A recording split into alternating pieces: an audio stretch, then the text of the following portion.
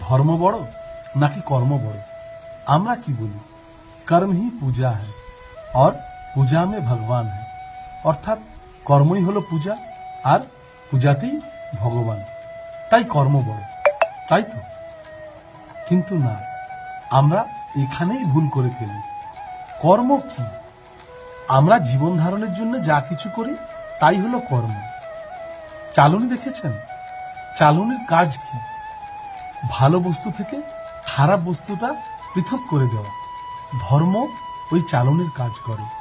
ধর্ম সিদ্ধান্ত নেয় কোনটা সঠিক আর কোনটা ভুল। চোর চুরি করছে, সেটাও তো কাজ। সেটা কি ঠিক কাজ?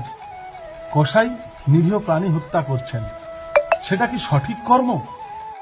মাতাল মদ খাচ্ছে, সেটা কি উচিত কর্ম? জুয়ারি জুয়া খেলছে, সেও তো কাজ করে চলেছে। তাহলে আপনি কি করে কর্মকে বড় বলবেন?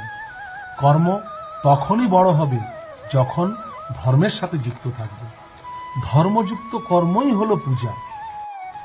তাই বলছি, কর্ম করুন, কিন্তু ধর্মের সাথে যুক্ত থেকে। কর্মণ্যেবধিকারেস্তু মা ফলেষু কদাচন মা কর্মফল হেতু ঘুর্মা তা সংহস্তে কর্মাণি। হরি বল।